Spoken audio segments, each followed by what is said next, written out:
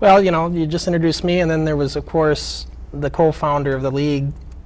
He likes to be called Chuck Lay now, but I have to refer to him as Charlie. Well, guys, let's be honest. I was the founder, but we'll argue till we die on that one. That's right. And people watching it, and Sean and I, our big dream was to do it in a real wrestling ring.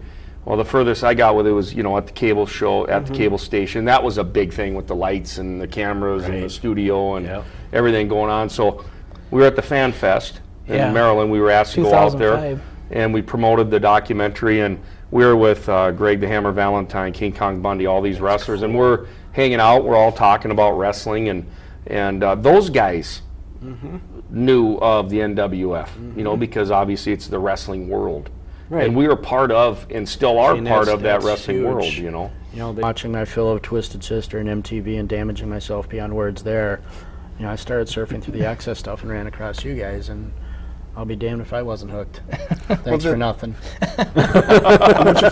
I wasn't into organized sports. I didn't play football or basketball or hockey or any of that stuff. I was kind of short for my age and not very athletic, and my brother was all these things I wasn't. But I just didn't fit in with that sort of thing. But wrestling, I thought, this I might be able to do. I was kind of a, you know, whatever, a fighter, I suppose, back then. And so, like in wrestling, when we were doing it, no, don't worry, I'm not going to smash. It's okay. I'm the one that has to worry. Sergeant's like, Smash is a little nervous to be him, and I've had some times on the. I'm not too worried. You know, I'm not too worried. Get a bag of chips. This idiot forgets to cut a hole in my mouth. So I get done wrestling a match. I had the feeling I'd been screwed by the referee, so I come out spitting bad. So I'm talking to the interviewers right after the match, and I come out and I'm like, and there's no hole for the spit to go out. Spit on himself, basically. Hey, it's Redmore Junior High. I'm in class. It's math class, and I'm sitting there and I'm listening to these kids in front of me talking about, oh, and then the referee came in, and then they threw him out, and then he did this and that. They're talking about our show.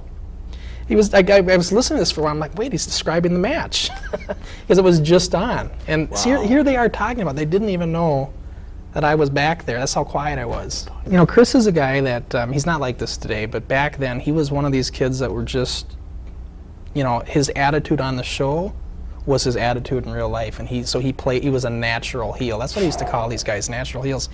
And the direction of wrestling at that time wasn't of interest. You know, a lot of guys would have jumped at that and said, really? You want me to come down and be in TNA wrestling? And we have today to be able to look back and say, wow, that was something pretty special. Knowing the reach we had in the cable markets and how popular the show was. There was a time when you could go up to somebody and say, hey, did you ever hear this NWF Wrestling on the cable channel? Good chances they did. Tony Atlas comes up next to me, and he's a big man. And I was big, but he was like a bodybuilder, big, right? Yeah. So I'm getting this water, and Tony looks over at me, and he goes, would you work out? And I looked at him, and I go, well, do you? That's what I would say, Honestly, he goes, first thing we could do is we got to do a card together sometime. This is the first thing Eddie said to me. And I'm listening to some big ears. I'm like, hey, this is more for the NWF. It was all about the NWF for me. People don't know this in this area, but you know, Jim Mitchell's known for the NCWA. What people don't realize is the NCWA was actually a creation from the NWF. And Smash, you couldn't even beat Tough Tony, and we talked about this. Speaking of Tough Tony, he weighed how much? About 68 pounds. Right. You know. Oh, I mean, there was a time, Scott, back in the 80s, that I just, and everybody knows this sitting here, it was my life, okay? In the early, when I was doing the NWF, it consumed me. I mean, 24/7. It was just everything. I couldn't stop. I couldn't get enough of it. Watching Tough Tony beat Sergeant Trash, that was a highlight.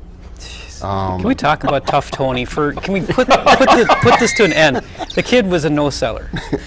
Every match I've seen him, they made a career out of it. We still give each other crap, you know, about stuff that happened 28 years ago. You know, it's nonstop. You know, but that's one of the things I treasure the most is the friendships and you know, this book and that documentary and Sean and I reuniting and and coming together and promoting and going to Hollywood and meeting people and the experiences. That's so, cool. man, to me, it's just a whole bunch of things. It's not one. It's just several things that I'm really proud to say that I was a part of and am a part of.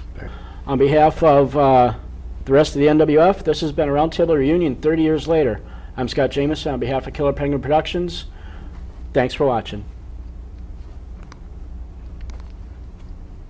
Well, guys, that was good. That was fun. Smash, you hung in there. I did. I didn't know if I didn't talk about the. I didn't get to talk about the backyard wrestling. Oh, I know. We didn't get to talk about the backyard. He would have had some good stories for that. Sure, It's a wrap. yeah.